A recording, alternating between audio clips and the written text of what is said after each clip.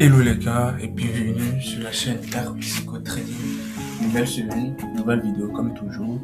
Valeur ajoutée afin que vous puissiez maintenant mieux vous adapter sur notre psychologie et savoir quels sont les piliers de la psychologie d'un trader rentable. Alors, pour cette semaine, nous allons découvrir également aussi une thématique très intéressante que je vous propose. Et la thématique est celle-ci: ton rapport à l'argent détruit ton trading. Oui, ton rapport à l'argent détruit ton trading.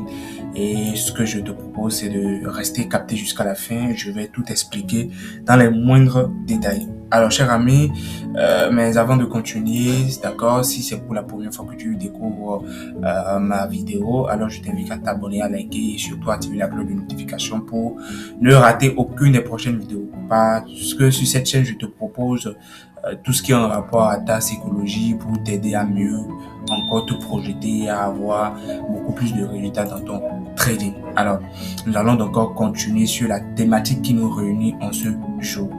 Alors, déjà, nous devons comprendre que beaucoup de traders pensent que leur problème vient de leur stratégie, de leurs analyses du marché, mais la réalité est beaucoup plus profonde.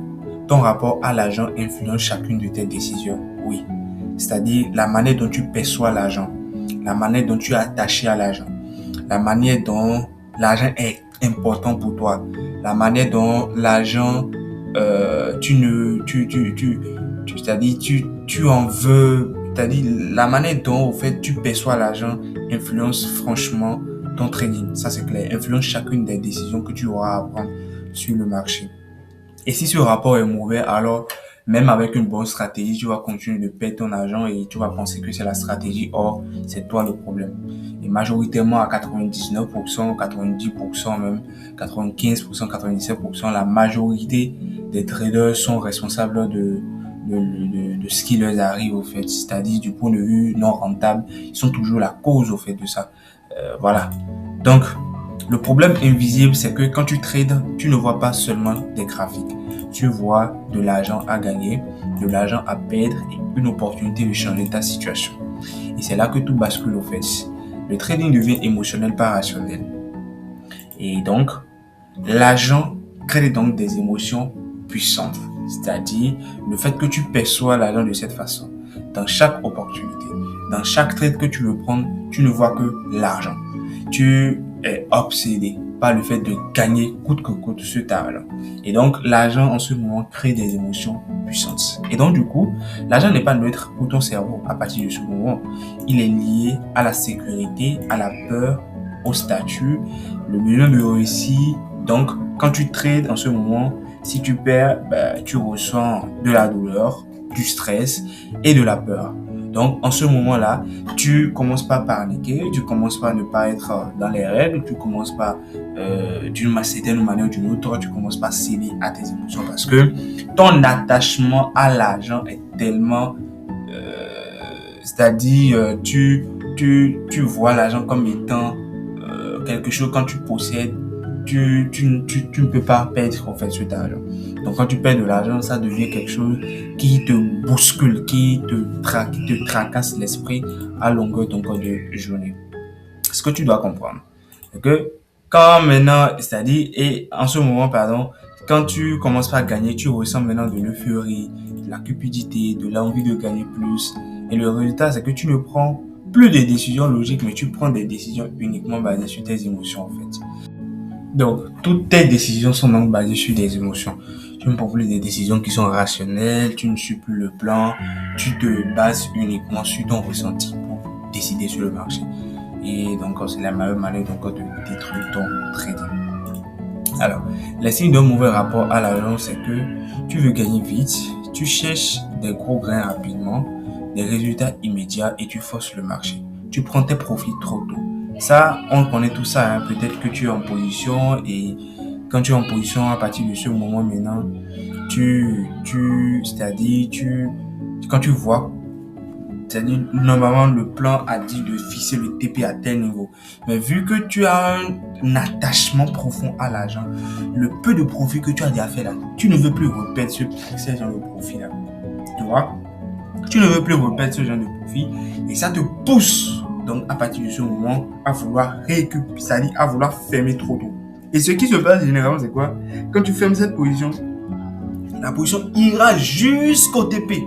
Peut-être que tu envisageais normalement prendre comme TP, d'accord? Le TP était à $200. Le trade est venu à $50 de profit. Et voilà, toi tu trouves que c'est déjà beaucoup, voilà, que tu dois sortir déjà de ce trade. Et tu vois que le marché commence par retracer comme toi en fait. Tu vois que le marché commence par retracer et que tu te retrouves actuellement à $40. Et tu fermes donc la position parce que tu as peur de reperdre tout cet argent que tu as gagné. Et donc, du coup, à partir de ce moment, tu fermes la position. Et généralement, qu'est-ce qui se passe quand tu fermes cette position?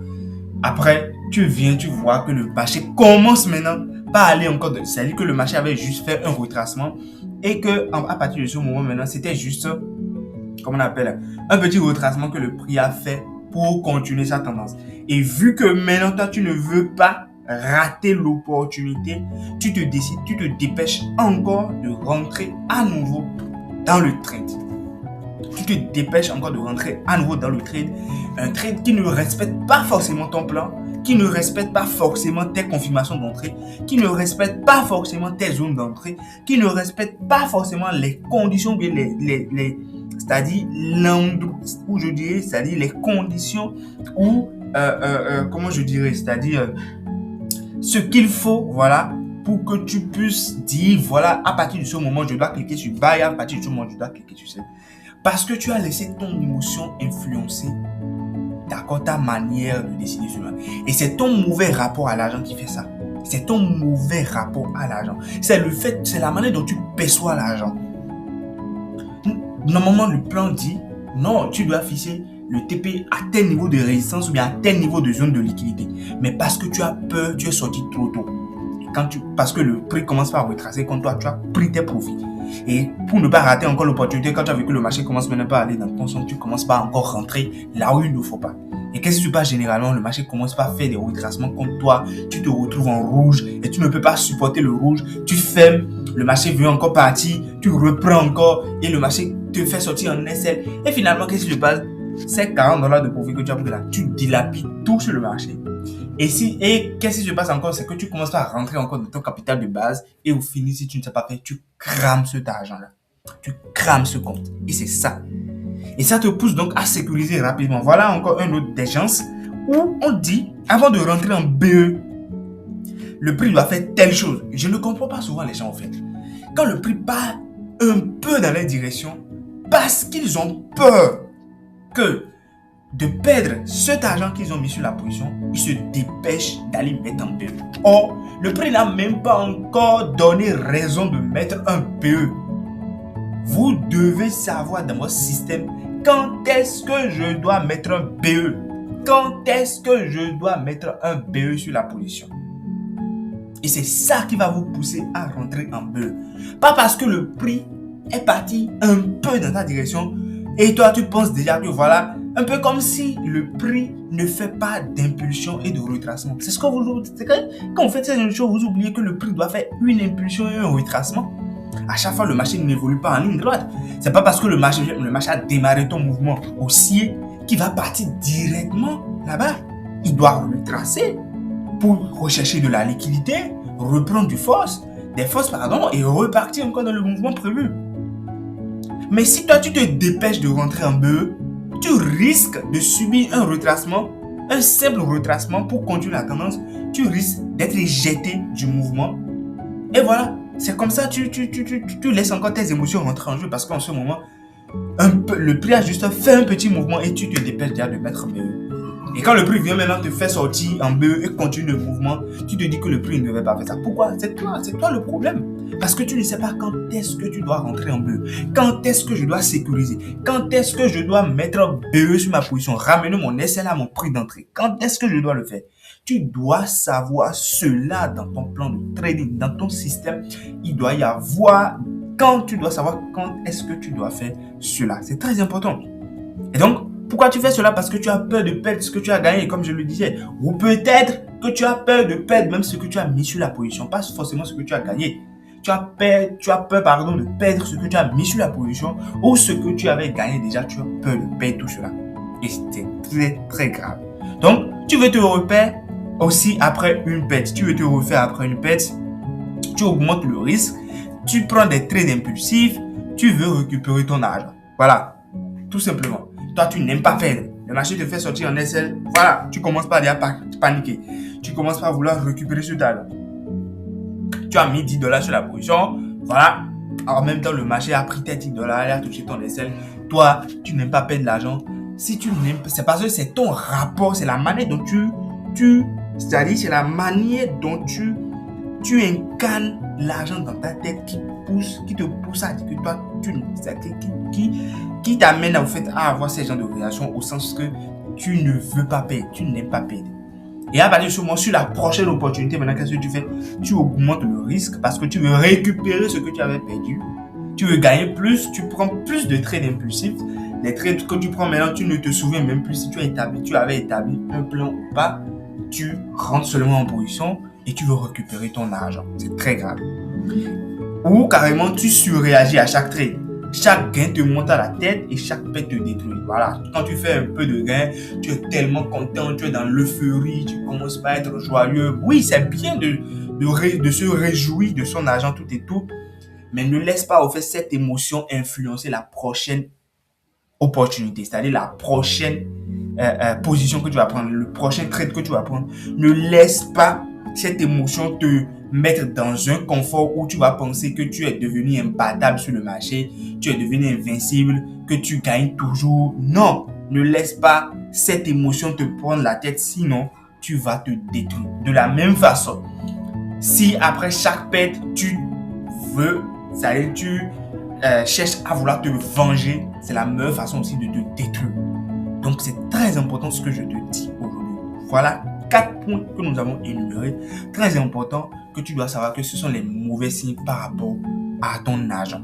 Tout simplement. Alors, le vrai problème, tu donnes trop d'importance à l'argent.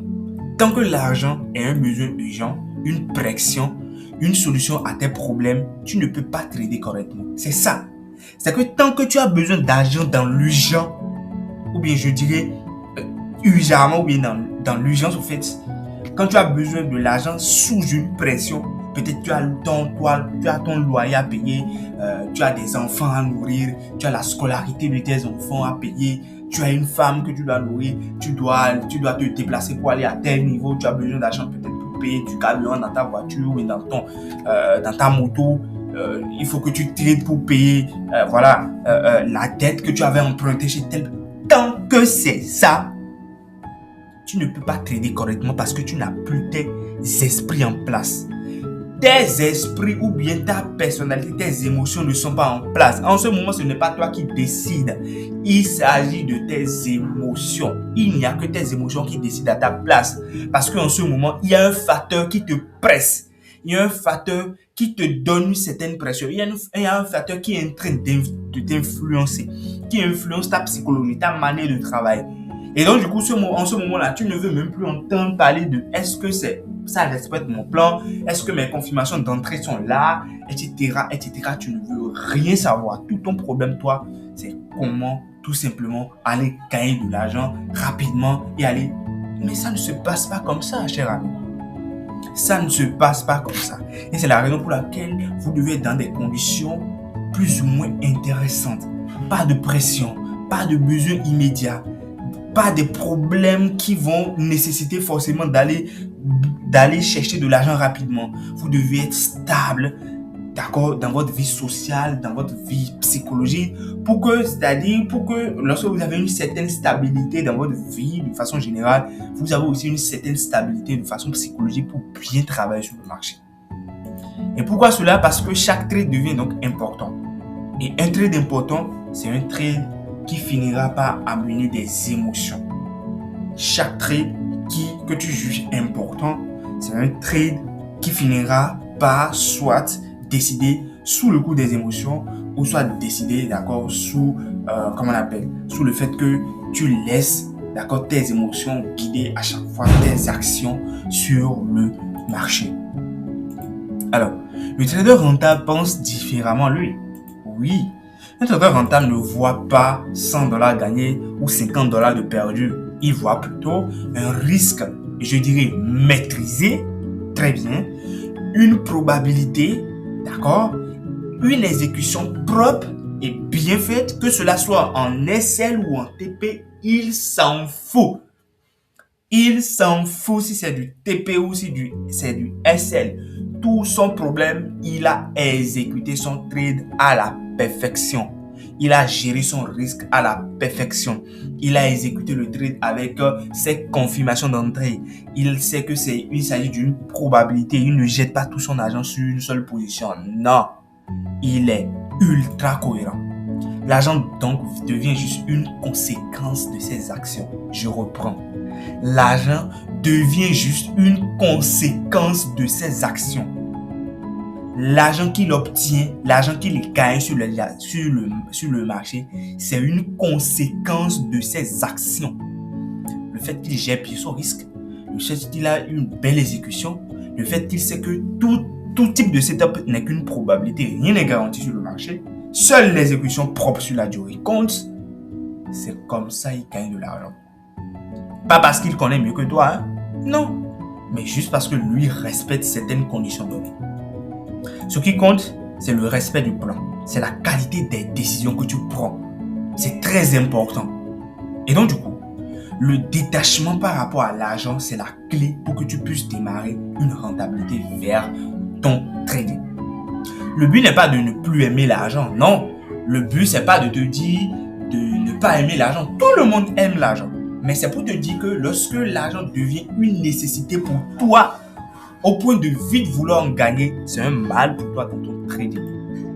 Le but, c'est de ne pas être contrôlé par l'argent, par le besoin c'est-à-dire le besoin pressant de vite gagner pour aller résoudre ton problème, etc., etc. Tu dois être capable de perdre sans paniquer. Que tu sois en TP ou en SL, en BE, peu importe, la réaction doit être neutre. Pas de panique, pas de réaction sous le coup de l'émotion. Gagner sans t'exciter. Quand tu gagnes ton argent, tu sais que voilà, c'est le fruit de tes actions. Ce n'est juste qu'une conséquence des actions que tu as menées sur la durée. Ce n'est pas ce que tu as fait, comment on appelle, et sur ce trade-là qui t'a permis de gagner en réalité. Non, pas vraiment, même si ça compte pas vraiment. Mais c'est le fait que tu as mené des actions, tu as été constant dans la durée. Tu es resté discipliné dans la durée. Tu es resté constant jusqu'à ce que ce trade d'aujourd'hui que tu as exécuté, dans la constance aussi, dans les mêmes conditions qu'autrefois, t'a permis maintenant de gagner de l'argent. Donc, en gros, ce n'est pas réellement ce que tu viens de faire maintenant qui t'a permis de gagner de l'argent, mais c'est ce que tu faisais depuis qui t'a permis de gagner de l'argent. Et c'est ça qu'on appelle la constance, la discipline, la régularité, la cohérence dans l'exécution, la cohérence du point de vue psychologique, la cohérence au niveau de votre money management. Tu fais tout de manière organisée, régulière et propre. Tout simplement. Et voilà. Donc, tu exécutes sans pression. Et à partir de ce moment, la transformation devient naturelle. Donc, tu commences par subir une certaine transformation. Et à partir de ce moment, pour subir une certaine transformation, tu dois passer de je veux gagner de l'argent à je veux bien exécuter mon système. Tu dois être préoccupé par le fait que c'est seulement exécuter ton système aussi longtemps que possible qui te fera, d'accord, enfin devenir rentable. Parce que l'action que tu mènes, ou bien je dirais l'argent que tu gagnes, n'est qu'une conséquence des actions que tu as menées autrefois sur la durée et ce que tu mèneras encore dans le futur. C'est très important. Ce que tu vas gagner comme argent, ce n'est qu'une conséquence de tes actions. Très important. Donc, parce que l'argent est une conséquence, pas un objectif direct sur chaque trade. L'argent n'est qu'une conséquence de tes actions. L'argent n'est qu'une conséquence de ce que tu mènes comme action. L'argent, ce n'est pas ce que tu viens de faire aujourd'hui qui t'a permis de gagner de l'argent. Non, c'est les actions que tu as posées certes aujourd'hui parce que si tu n'avais pas répété les mêmes actions que tu avais fait précédemment, tu n'aurais pas eu cet argent. Donc, en réalité, c'est la constance, la régularité qui t'a permis d'avoir cet argent. Ton problème n'est pas le marché. Ton problème n'est pas forcément la stratégie. Ton problème, c'est la relation que tu as avec l'argent. C'est comment tu perçois l'argent. C'est comment l'argent influence tes décisions. C'est la pression que l'argent te donne. Et tant que tu auras peur de perdre, tu vas vouloir gagner trop vite et tu seras attaché à des résultats. Et quand tu as des attentes sur l'argent, c'est la meilleure façon de détruire ton trading. Ne jamais avoir des attentes sur un trade. Quand tu prends le trade, tu ne dois pas avoir des attentes sur ce trade. Tout simplement. Et tu continueras encore à faire les mêmes erreurs. Retiens bien ceci, cher ami. Le jour où l'argent arrête de contrôler tes émotions, c'est ce même jour ton trading commence à changer. Le jour où l'argent arrête de contrôler tes émotions, c'est le jour là où ton trading commence à changer. Tout simplement. Alors, cher ami, tout simplement, si ce contenu t'a apporté de la valeur, nous sommes à la fin.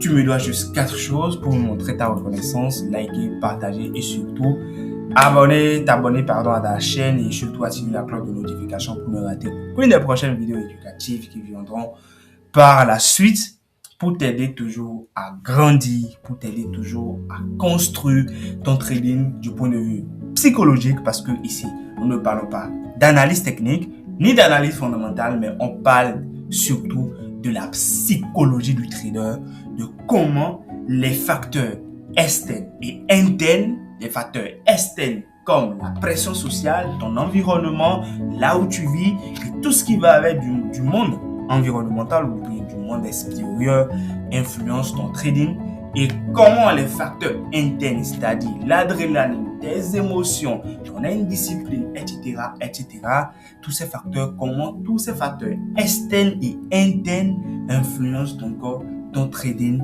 largement même ton trading à plus de 90%, c'est une très forte probabilité parce que tout simplement l'analyse technique ne compte que pour seulement quelques pourcentages, 20-15%.